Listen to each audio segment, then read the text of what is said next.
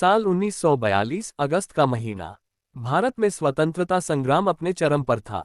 महात्मा गांधी ने भारत छोड़ो आंदोलन की शुरुआत की थी और देश भर में अंग्रेजी हुकूमत के खिलाफ विद्रोह की लहर दौड़ रही थी।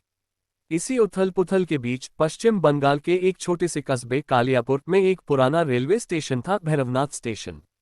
ये स्टेशन कभी इस इलाके का गौरव हुआ करता था, लेकिन 1942 में एक रहस्यमय घटना के बाद इसे पूरी तरह बंद कर दिया गया। स्थानीय लोग कहते थे कि वहां रात में कुछ ऐसा होता है जो इंसान के दिमाग को हिला देता है। कहानी शुरू होती है 2025 में, जब एक युवा पत्रकार अनिरुद्ध चटर्जी कोलकाता से इस कस्बे में आता है।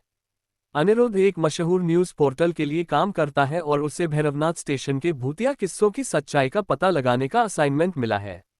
स्थानीय लोगों की मान्यता है कि 1942 में बंद होने के बावजूद हर अमावस की रात उस स्टेशन पर एक ट्रेन आती है, शैतान एक्सप्रेस, जो न तो रेलवे के रिकॉर्ड में है, न ही कोई जीवित इंसान उसमें सवार होता है।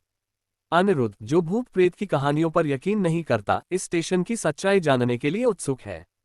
वह कालियापुर पहुंचता है और स्थानीय लोगों से बातचीत शुरू करता है। गांव के बुजुर्ग रामदास बाबा उसे बताते हैं कि 1942 में भारत छोड़ो आंदोलन के दौरान इस स्टेशन पर एक भयानक हादसा हुआ था। एक ट्रेन जिसमें स्वतंत्रता सेनानी और कुछ अंग्रेज सैनिक सवार थे, रहस्यमय तरीके से गायब हो गई थी।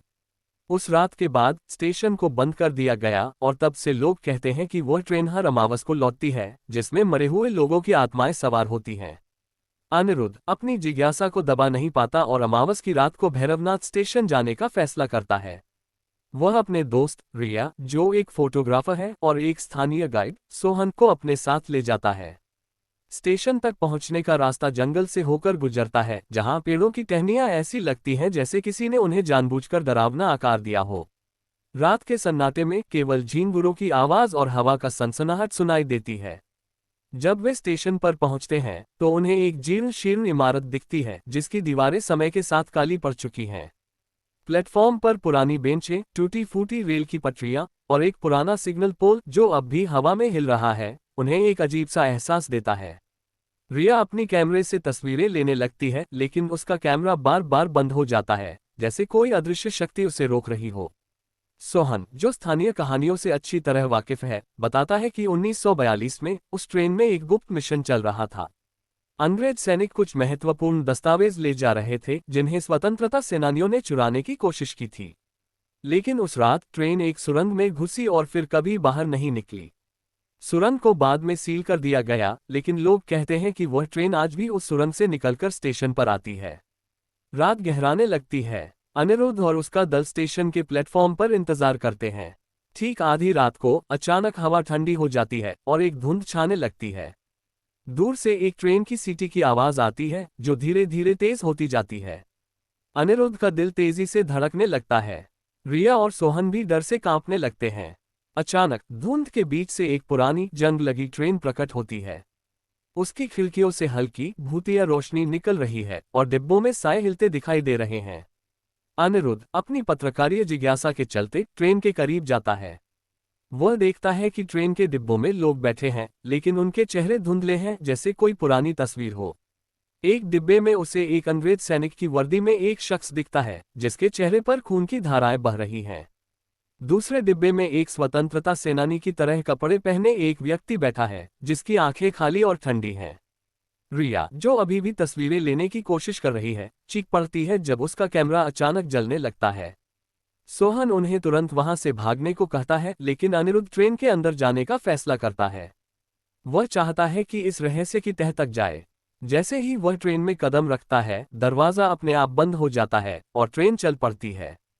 ट्रेन अनिरुद्ध को उस सुरंग की ओर ले जाती है जहां 1942 में वह गायब हुई थी। सुरंग के अंदर अंधेरा इतना घना है कि कुछ दिखाई नहीं देता। अनिरुद्ध को लगता है जैसे समय रुक गया हो। ट्रेन के डिब्बे में बैठे लोग अब धीरे धीरे उसकी ओर देखने लगते हैं। उनकी आंखों में एक अजीब सी चमक है और वे धीरे धीरे फुसफुसाने लगते हैं, तुम्हें यहां नहीं होना चाहिए, तुम्हें यहां नहीं होना चाहिए। अनिरुद्ध को अचानक एहसास होता है कि ये आत्माएं उस रात की हैं, जब ट्रेन में स्वतंत्रता सेनानियों और अंग्रेज सैनिकों के बीच हिंसक झड़प हुई थी। दस्तावेज जो ट्रेन में थे, ब्रिटिश सरकार के खिलाफ एक बड़ा सबूत थे, जिसे स्वतंत्रता सेनानियों ने हासिल करने की कोशिश की थी। लेकिन उस रात एक रहस्यमय शक्ति ने पूरी ट्रेन को अपने कब्जे में ले लिया था। सुरंग के अंत में अनिरुद्ध को एक चमकता हुआ दस्तावेज दिखता है जो हवा में तैर रहा है। जैसे ही वह उसे छूने की कोशिश करता है, ट्रेन अचानक रुक जाती है और वह खुद को स्टेशन पर वापस पाता है। लेकिन अब स्टेशन वैसा नहीं है जैसा वह पहले देख चुका था। यह 1942 का स्टेशन है, जीवंत, भीड़भाड़ वाला और अंग्रेज सैनिकों से भरा हुआ।